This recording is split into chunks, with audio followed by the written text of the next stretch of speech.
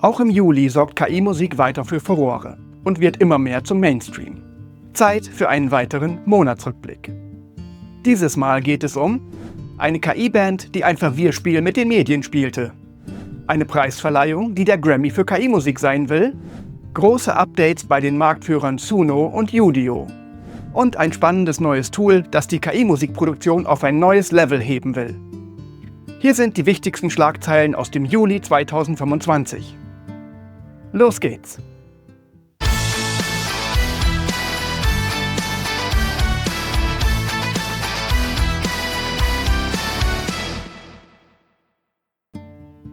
Hallo, ich bin Frank von Frank & Free. Willkommen auf meinem Kanal. Und willkommen zu einer weiteren Ausgabe meines Monatsrückblicks. Hier sammle ich für euch die wichtigsten News und Entwicklungen aus der Welt der KI-Musik und Audio-KI. Unser erstes Thema hat Anfang Juli für großes Aufsehen gesorgt. Eine KI-generierte Band führte Journalisten an der Nase herum und löste hitzige Debatten über den Umgang mit KI-Musik und der Verantwortung von Streamingdiensten aus. The Velvet Sundown. Ein KI-Phänomen führt die Öffentlichkeit an der Nase herum. Die Psychedelic Rockband The Velvet Sundown landete im Juli einen Überraschungshit. Sie erlangte internationale Bekanntheit und erreichte bis zu 1,5 Millionen monatliche Hörer auf Spotify, nachdem ihre Songs plötzlich auf beliebten Playlists wie Vietnam War Music und Good Mornings auftauchten und sogar durch den Spotify-Algorithmus empfohlen wurden. Raise your hand, don't look away, sing out loud, make them pay, march for peace. Doch etwas passte nicht zusammen. 3 Alben in wenigen Wochen, aber keine Social-Media-Präsenz, keine Konzertdaten, keine Spur im Internet. Was für das geübte Auge und Ohr offensichtlich war, wurde nun breit im Internet diskutiert. Sind The Velvet Sundown KI generiert? Obwohl Beweise für ihren KI-Ursprung auftauchten, spielte die Band geschickt mit der Ungewissheit. Ein angeblicher Sprecher gab sogar dem Rolling Stone ein Interview, das sich später als Schwindel entpuppte. Eine bewusste Provokation, um mangelnde Sorgfalt im Journalismus anzuprangern. Die Band distanzierte sich, hielt die Illusion ihrer Echtheit aber aufrecht, was die Streamingzahlen weiter in die Höhe trieb, natürlich auch angefeuert durch die Berichterstattung hier auf YouTube. Schließlich lüftete die Band ihr Geheimnis. Ja, The Velvet Sundown ist KI generiert. Die Band sei ein Kunstprojekt, mit dem Ziel zu provozieren, die Grenzen des Machbaren im Zeitalter der KI auszuloten und uns einen Spiegel vorzuhalten. Mission erfüllt. Der Fall von The Velvet Sundown zeigt einerseits, wie schnell sich KI-generierte Inhalte in der digitalen Welt verbreiten können. Andererseits stellt er die Frage nach der Echtheit von Kunst und welche Rolle sie in unserer Wahrnehmung spielt. Offensichtlich gefällt vielen Menschen diese Musik. Und das, obwohl sie wissen, dass sie künstlich ist. Ich selbst setze mich für die Kennzeichnung von KI-Musik ein, weil ich das für anständig gegenüber den Musikern halte, auf deren Arbeit KI-Musik basiert und es dem Hörer die Wahlfreiheit lässt. Dieses Werk ist mit Hilfe künstlicher Intelligenz entstanden. Für Musik und Gesang kam das Angebot von Udio zum Einsatz. Stimmen und vereinzelte Soundeffekte in den Spielszenen wurden mit der Technologie von ElevenLabs erstellt. Liedtexte und Dialoge entstammen der Feder des Autors. Alle Ausgaben der KI wurden intensiv nachbearbeitet und teils neu arrangiert. Noch vermag ich nicht zu beurteilen, ob The Velvet Sundown gehört werden, weil sie ein gehyptes Kuriosum sind. Was, wenn der Mehrheit der Musikhörenden völlig egal ist, ob ein Song der künstlichen oder der menschlichen Intelligenz entstammt? Spielt die Diskussion um eine Kennzeichnungspflicht dann überhaupt noch eine Rolle? Oder ist es eine Scheindebatte, die nur in der Musikerblase geführt wird? Eins steht fest, wir leben in spannenden Zeiten. Von der nächsten Story sind The Velvet Sundown explizit ausgeladen worden. Die Future Sound Awards möchten der Grammy für KI-Musik werden. Doch wird die Preisverleihung diesem Anspruch gerecht? Grammy für KI-Musik? Die Future Sound Awards locken mit hohem Preisgeld. Der Wettbewerb, nach eigenen Angaben der erste globale Mainstream Award für KI-generierte Musik, will einen verantwortungsvollen Umgang mit KI-Technologien in der Kunst fördern und honorieren. Dafür werden immerhin $10.000 Preisgeld an die Top 3 verteilt. Ausgerichtet werden die Future Sound Awards unter der Schirmherrschaft von Fanview, OnlyFans-Konkurrent und Social-Media-Plattform für, sagen wir mal, Content-CreatorInnen, die sich generell offen für den Einsatz von KI zeigt. Gemeinsam möchte man die Demokratisierung der Musik und den positiven Einfluss von KI auf das Musikmachen feiern. Die Jury ist prominent besetzt. Unter anderem wirken der KI-Chef von Fanview, der Gründer der Musiksample-Plattform Two Shot und der deutsche Künstler Butterbro mit, der letztes Jahr als erster mit einem KI-generierten Song in den deutschen Charts gelandet ist. Ihr wisst schon. Ich glaube, ich bin verknallt in einen Tallerhuhn. Bewertet werden die eingereichten Songs nach Gesang, Songtext, Rhythmus und Authentizität. Die Teilnahmebedingungen sind klar. Man muss mindestens 18 Jahre alt sein und den Song zwingend mit den KI-Tools von Two Shot erstellen.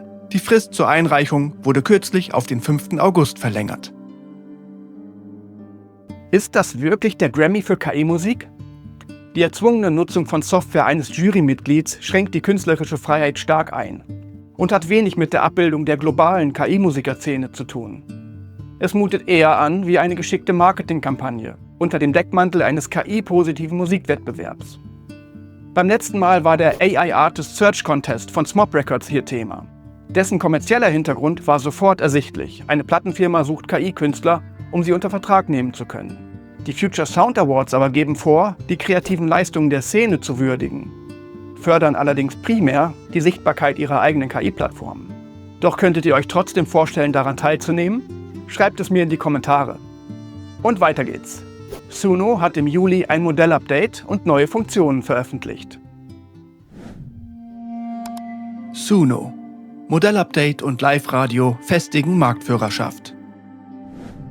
Der führende KI-Musikdienst Suno hat Modell 4.5 Plus herausgebracht, das laut eigenen Angaben kreativere und abwechslungsreichere Rhythmen generieren soll. Das käme insbesondere gitarrenlastiger Musik zugute. Eine weitere Neuerung ist die Möglichkeit, nun eine ganze Playlist zur Stilorientierung anzugeben. Das Modell soll dann Songs kreieren, die gut mit den anderen Songs der Playlist harmonieren. Zusätzlich kann das Modell jetzt entweder einen Instrumentalsong in ein Lied mit Gesang umwandeln oder eine Gesangsaufnahme mit passender Musik unterlegen. Das habe ich gleich mal ausprobiert. Bürger ohne Hoffnung, keine Chance auf Glück im Leben, keine Arbeit, keine Wohnung, kein Grund sich einzufügen, geblendet von den Lügen ihrer jungen Propaganda werden sie zu Instrumenten in den Händen alter Männer.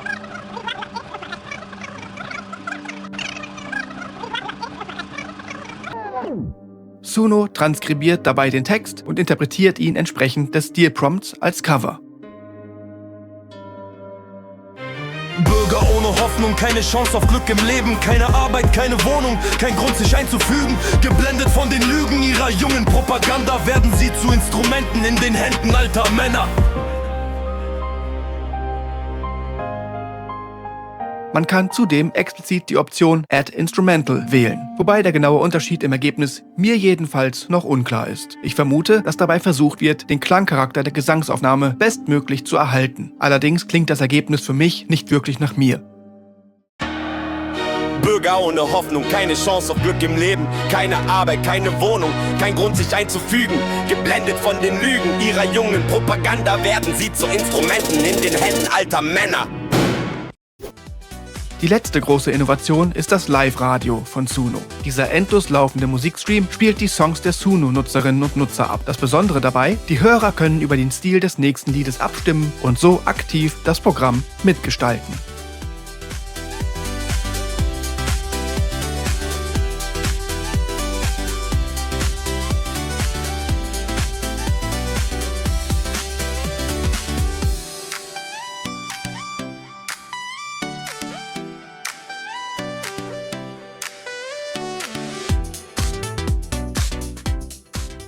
Die Entwicklung neuer Funktionen bei Suno ist wirklich rasant.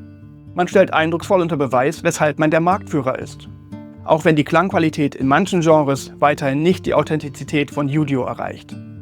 Apropos, das Team von Udio war im Juli auch sehr aktiv und hat mit dem Update der Styles-Funktion die Tür zu einer bedeutenden Entwicklung aufgeschlagen. Styles 2.0. Udio rollt große Stilbibliothek aus und verbessert Sessions. Udio, der Hauptkonkurrent des KI-Musikdienstes Suno, hat seiner Plattform ein umfassendes Update spendiert. In Zusammenarbeit mit Jordan Rudess, dem Keyboard-Virtuosen der Band Dream Theater, wurde die neue Stilbibliothek eingeführt. Diese enthält vorgefertigte Referenzsongs, die als Stilvorlage für eigene Kreationen genutzt werden können. Neben den exklusiven Stilen im Featured Artist-Bereich, die zahlenden Kunden vorbehalten sind, gibt es fast 80 frei zugängliche, kuratierte Stile direkt von Udio. Als weitere Neuerung erlaubt Udio nun die Einstellung des gewünschten Tempos eines Songs. also der Beats per Minute. Zudem ermöglicht die kürzlich eingeführte Sessions-Oberfläche jetzt das Ersetzen mehrerer Abschnitte in einem Vorgang. Die Ersetzungen müssen sich jedoch alle im selben 30-sekündigen Kontextfenster befinden, was das Feature direkt wieder etwas limitiert. Udio eröffnet mit den kuratierten Stilvorlagen ein vielversprechendes neues Kapitel. Sollten Sie es schaffen, weitere namhafte Künstler zu gewinnen, die ihren unverwechselbaren Klang als Stilvorlage auf der Plattform anbieten, könnte das eine große neue Kundenschicht erschließen. Ich kann mir gut vorstellen, dass es viele Menschen gibt, die gerne einen Song im Stil ihrer Lieblingsband machen würden. Wenn Udio hier konsequent bleibt, könnte das ein großer Erfolg werden. Dass allerdings noch nicht alles reibungslos mit den neuen Stilen läuft, könnt ihr in meinem ausführlichen Testvideo sehen. Ich würde mich freuen, euch dort in den Kommentaren zu treffen.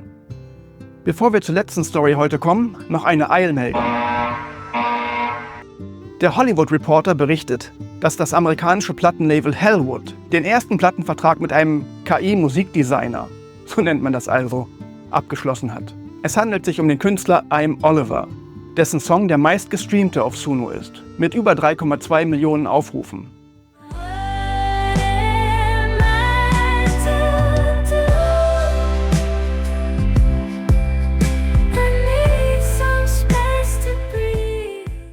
Geschmäcker sind verschieden, aber mein Eindruck ist, dass man vor allem Reichweite und eine Schlagzeile unter Vertrag genommen hat.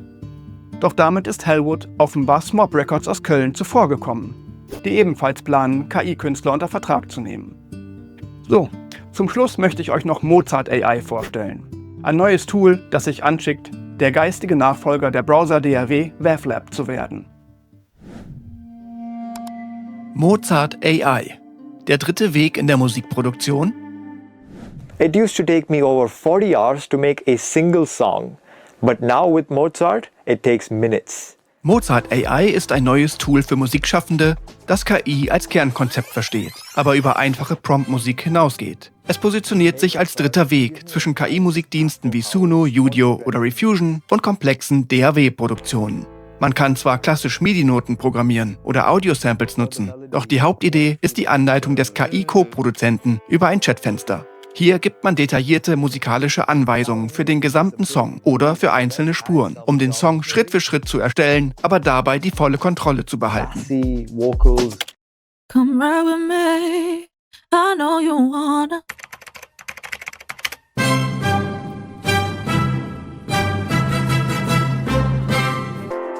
Come ride with me, I know you wanna.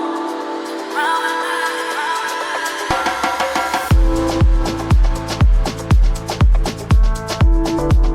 Mozart AI läuft direkt im Browser, ähnlich wie die von Suno übernommene DAW WavTool. Allerdings ist der Funktionsumfang bisher deutlich begrenzter. Mozart AI ist kostenlos nutzbar, bietet aber für intensivere Nutzung und Early Access Funktionen ein kostenpflichtiges Abo an, das bald von $10 auf $20 pro Monat steigen wird. Obwohl ich die Idee hinter Mozart AI vielversprechend finde, haben mich erste Tests nicht überzeugt. Die MIDI-Instrumente klingen künstlich und die KI-Vorschläge wirken oft unzusammenhängend und technisch unreif. Im Gegensatz zu WavTool, das eigene VST-Instrumente und Effekte einbinden konnte, ist man bei Mozart AI auf die integrierten Inhalte beschränkt. Mein erstes Kurzfazit: Momentan ist es nicht mehr als eine Spielerei. Das Startup steht aber noch ganz am Anfang und ich werde seine Entwicklung für euch im Auge behalten.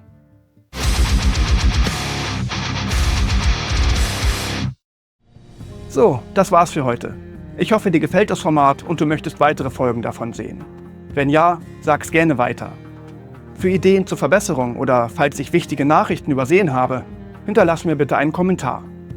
Und wenn du schon dabei bist, drück doch noch schnell den Abo-Button und die Glocke und klick auf Gefällt mir. Dann sehen wir uns auch wieder. Bis zum nächsten Mal.